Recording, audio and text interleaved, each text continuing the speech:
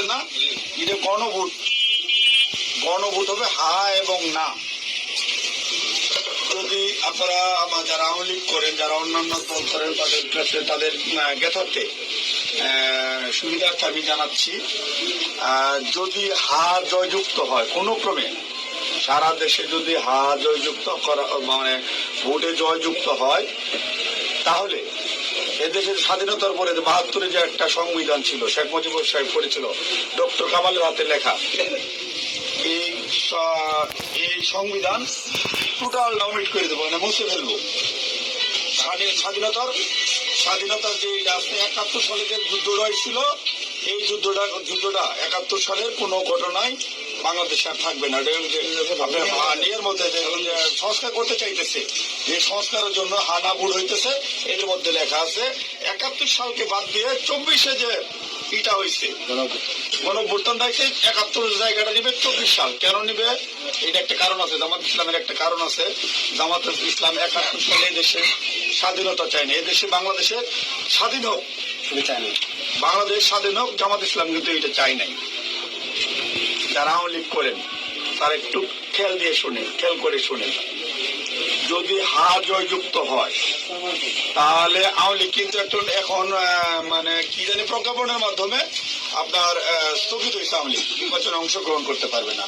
যদি হা জয়যুক্ত হয়, তাহলে আওয়ামী লীগ একবারে আর কোনো মিটিং টিটিং হবে না, মিটিং টিটিং সংসদে কোথাও উঠবে না। ওই হার মধ্যে এই লেখা আছে আওয়ামী লীগ নিষিদ্ধ। এই যে ২৪ সালে গণহত্যার জন্য আওয়ামী লীগ কিন্তু নিষিদ্ধ হয়ে যাবে আপনাদের ভোটেই।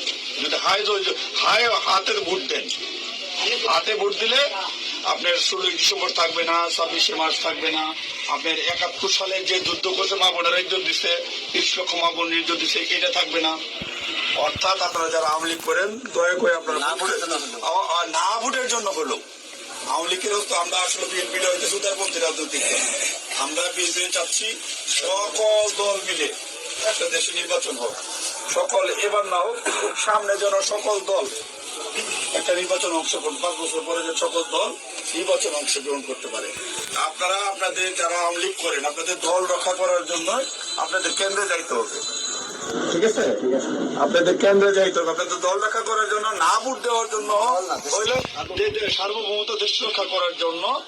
৭১কে ফিরিয়ে, মানে ৭১ যেভাবে আছে, স্বাধীনতা যুদ্ধের একটা ইতিহাস আছে, এই ইতিহাসটা রক্ষার জন্য হইলেও যারা না ভোট দিবেন, যারা আওয়ামী লীগ করেন, আপনাদের কেন্দ্রে অবশ্যই যেতে হবে।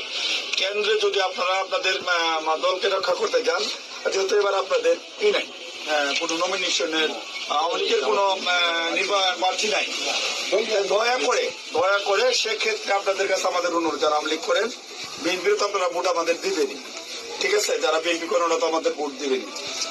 না ভোট দেওয়ার জন্য যারা কেন্দ্রে যাবেন, আপনাদেরকে যেতেই হবে, আপনাদের অস্তিত্ব রক্ষার জন্য, আওয়ামী লীগ রক্ষার জন্য হলেও আপনাদের কেন্দ্রে যেতে হবে। ইনসাফ নিউজ, সত্য প্রসারে সর্বদা প্রস্তুত।